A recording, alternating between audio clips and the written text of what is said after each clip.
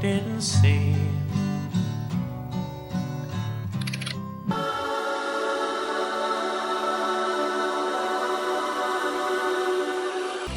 Oh, we finally see. Oh, no. He was alone in the room when the decision was made. No announcement, no witnesses, just the quiet understanding that something he had created would no longer follow him forward. The tapes sat nearby, finished, labeled, untouched for years, and afterward, when people asked what happened to that music, the answers were never complete. If you care about the real stories behind the legends, the moments they never explain, subscribe to RetroWaves. He never said he destroyed anything. That part came later, from others, from whispers that grew louder each time the recordings failed to appear. What he did say, carefully, sparingly, was that the moment had passed, and for a man whose entire life had been defined by sound, silence can say more than any confession. At the time, Robin Gibb was already a familiar voice. But familiarity doesn't protect you from doubt. Sometimes it sharpens it. He had stepped away from the group that made him known, convinced, at least outwardly, that he needed distance, not from the music, but from the weight that came with it, from being one voice among others, from being recognized, but not always understood. The early solo success suggested he was right. There were charts, there was airplay, there was validation, but none of that touched the part of him that stayed restless, because success doesn't always quiet the questions. Sometimes it amplifies them. Inside studios across England, Robin recorded again. Different songs, different mood.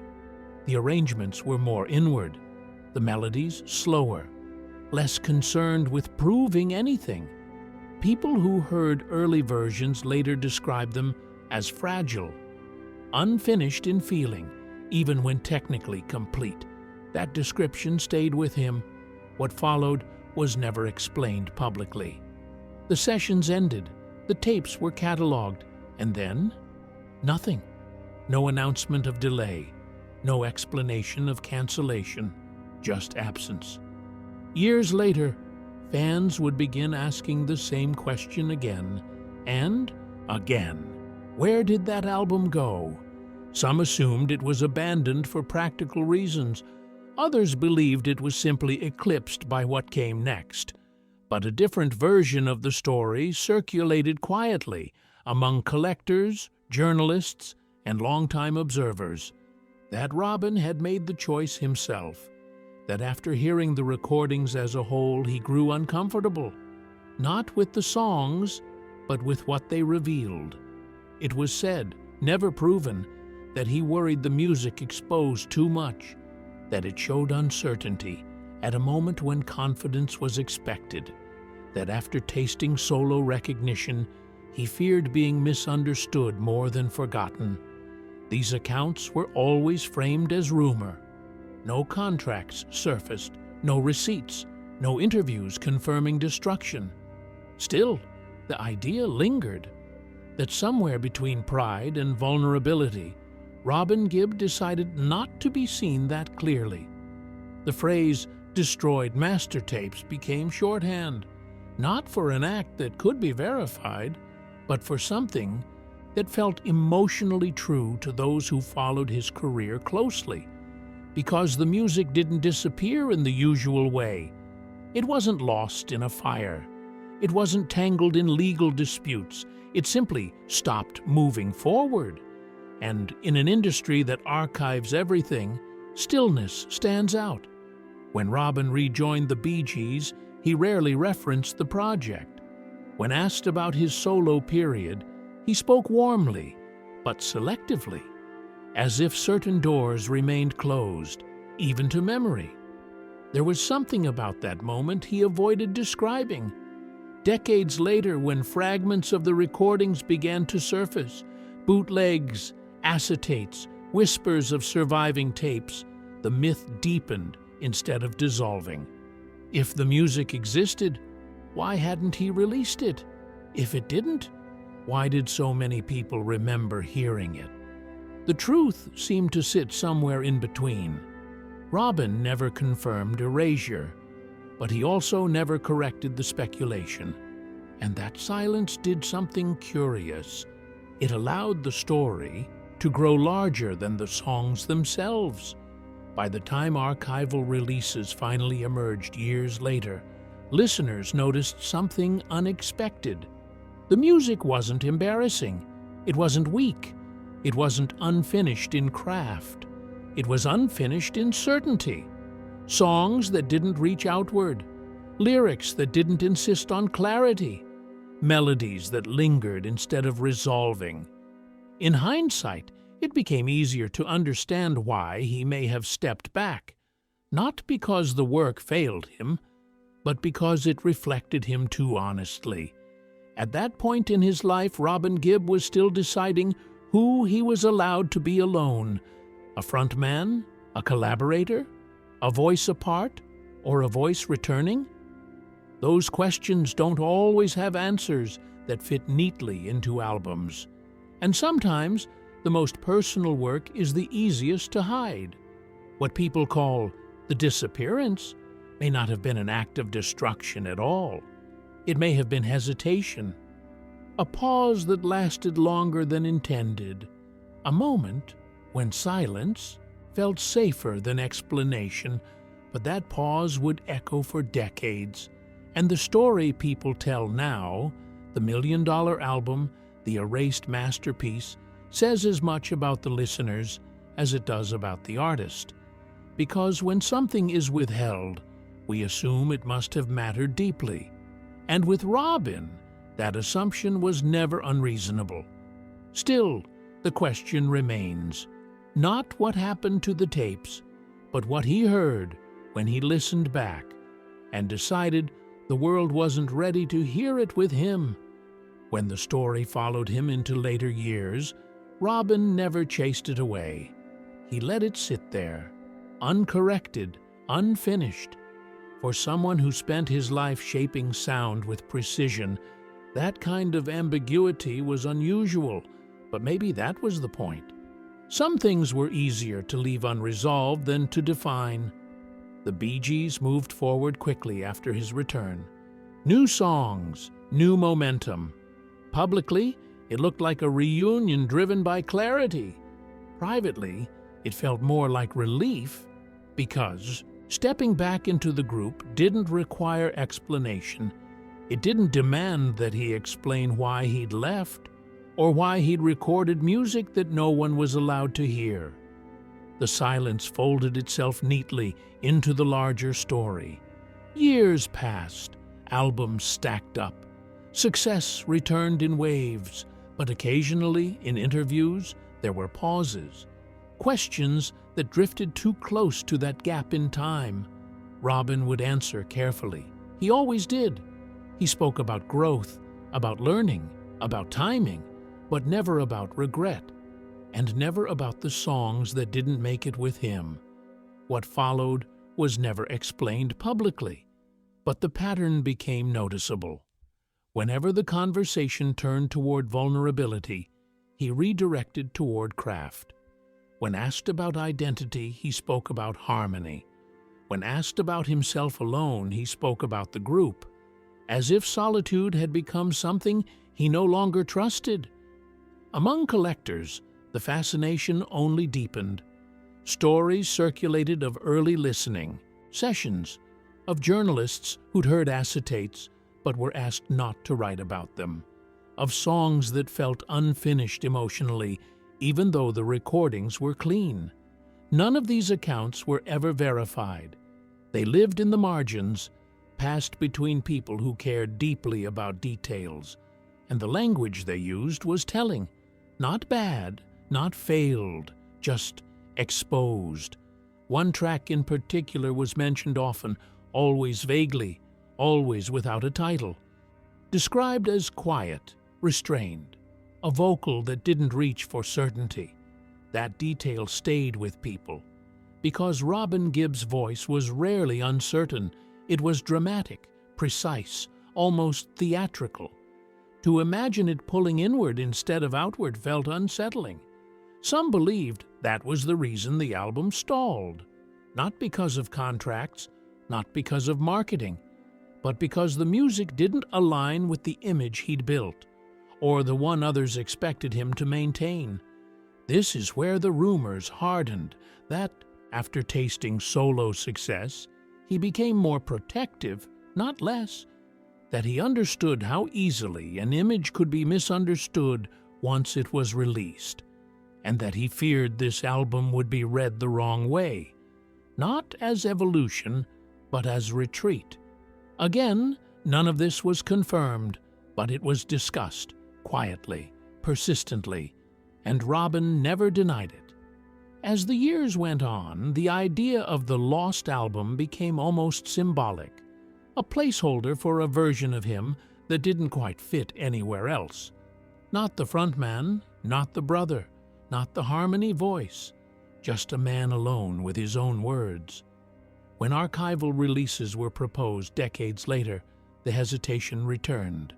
Not publicly, not dramatically, but in delays, in cautious language, in how long it took for certain tracks to surface officially.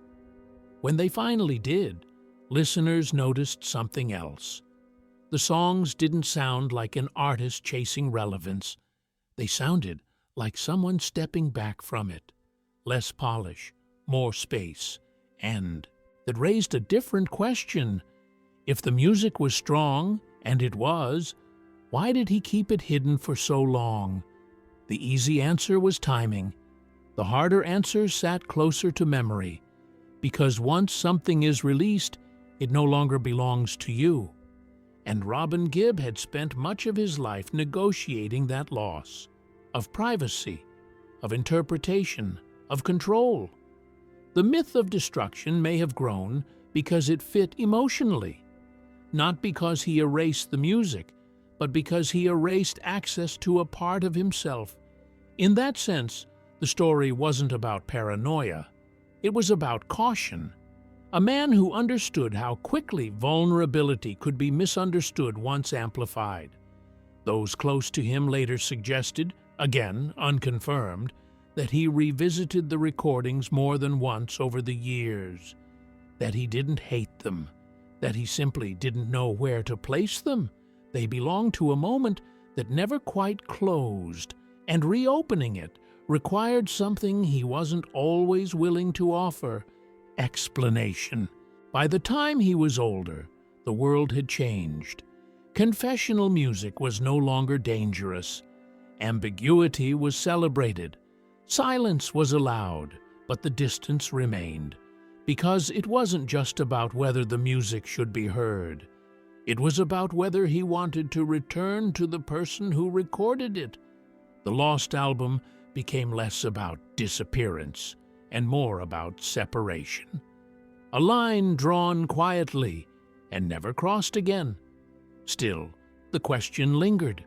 Not why the tapes vanished, but what he felt when he realized that the most honest work he'd done might also be the hardest to stand behind.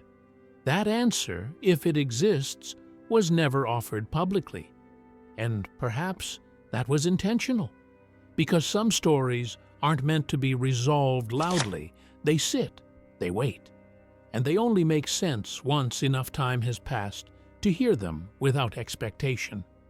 We're close to that moment now, but not quite there yet.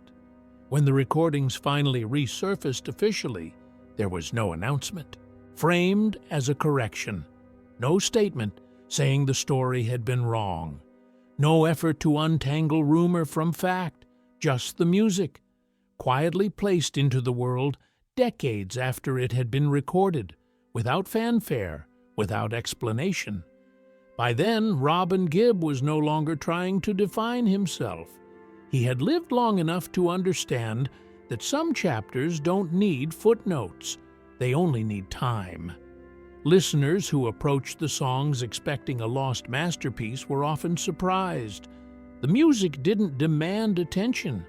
It didn't announce itself as something rescued from disaster. It simply existed. And in that simplicity, something became clear. This was not an album meant to compete. It wasn't written to prove independence. It wasn't crafted to separate him from anyone else.